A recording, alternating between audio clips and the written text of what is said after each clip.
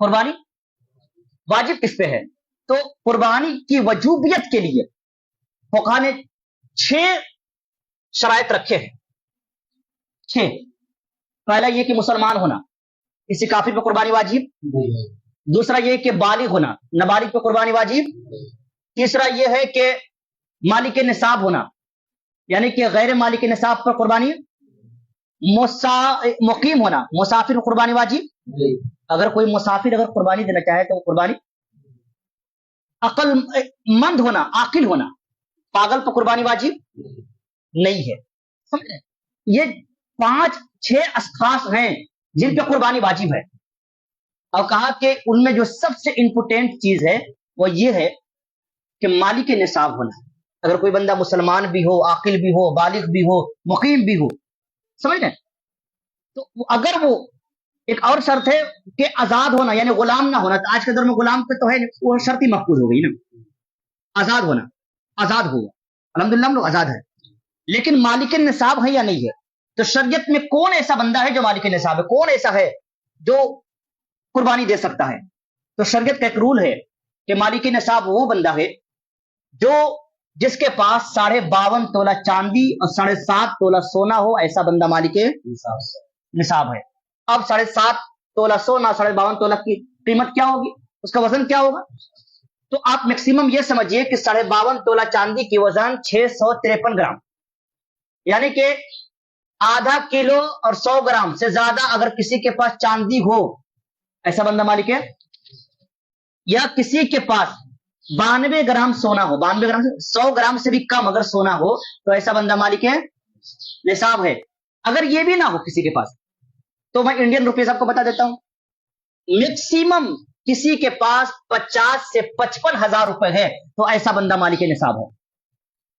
اگر نہیں ہے لیکن قربانی کے ایام میں اگر اتنے پیسے آ گئے آپ کے پاس، قربانی کے دنوں میں اتنے پیسے اگر آ گئے آپ کے پاس تو آپ بھی کیا ہے؟ مالک ہے.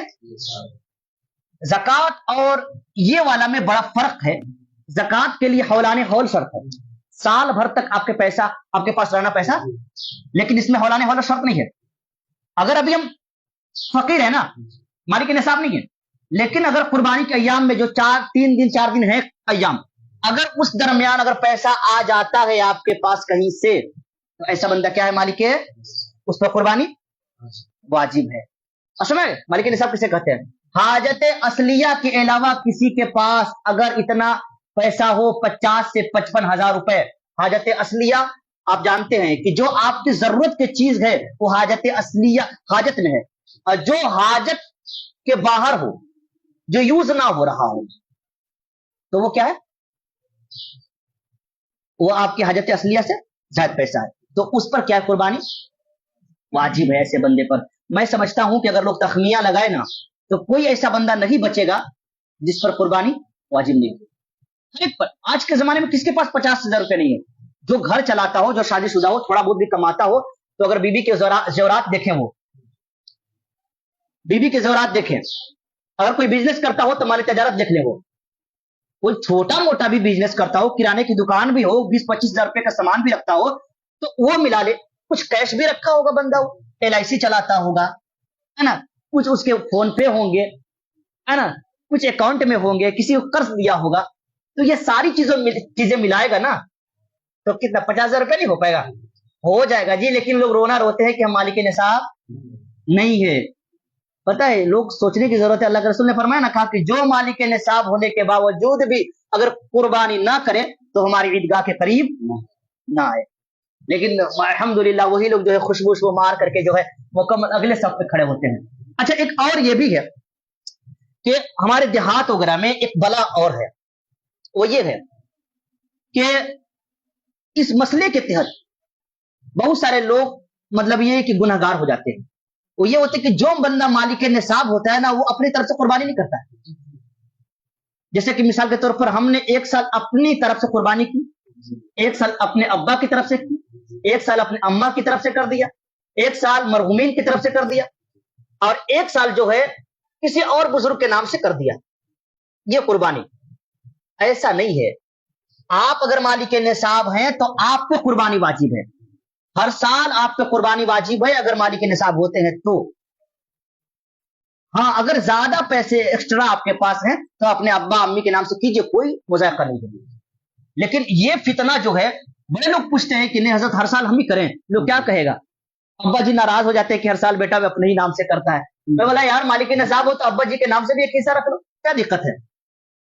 7 حصے میں الحمدللہ حصے تو بڑے سستے میں بھی آ رہے ہیں، 1500 2000 1000 1100 میں تو حصے بٹ رہے ہیں، تو کیوں نہیں لے سکتے ہیں؟ تو یہ جو ہے نا، ہر سال اگر آپ ایک گھر میں، ایک اور بلا یہ ہے کہ ایک گھر میں جو ہے کئی مالک نصاب ہیں، کئی مالک نصاب، 4 بیٹے ہیں نا، چاروں جوائنٹ فیملی میں رہ رہے ہیں، لوگ ایک جگہ رہ رہے ہیں، لیکن چاروں کے پاس الگ الگ پیسہ ہے، لیکن چاروں ملا کر کے ابا جی کے نام سے قربانی کر رہے ہیں. ایک ماشاءاللہ بڑھیا بہترین خصی لا لیں گے، سمجھ رہے ہیں؟ دیکھیے گا تھنکنگ، بہترین خصی لائیں گے اور اس کو ذبح کریں گے اور مکمل جو ہے کہیں گے کہ یہ تو گوشت الحمدللہ ہوئی جگہ چاروں میں. بھائی گوشت کھانے کا نام قربانی نہیں ہے، ادر دنوں میں بھی آپ گوشت کھاتے ہیں، قربانی اللہ کی رضا کے لیے کی جاتی ہے. 4 اگر مالک نصاب ہے گھر میں نا تو چاروں پر قربانی واجب ہے، چاہے مرد ہو یا عورت ہو، عورتوں پر بھی قربانی واجب ہے. ایسا نہیں کہ عورتوں کو پاس بھی اگر زیور ہونا تو وہ بھی قربانی. تو یہ مسئلہ خاص طور پر ذہن نشی کر لیں آپ حضرات کہ اگر 4 لوگ ہوں تو 4، اور ہر سال یہ بندر باٹوارا نہیں ہونا چاہیے کہ اپنے ابا کے نام سے اما کے نام سے، نہیں، ابا اما ابھی اگر مالک نصاب ہے تو وہ کریں، بیٹا اگر مالک نصاب ہے تو بیٹا بھی کرے، اگر نہیں کرتا ہے تو اس کے سر سے وجوبیت کا جو بوجھ ہے نا وہ ختم نہیں ہوگا جب تک کہ وہ قربانی نہیں ادا کرے گا.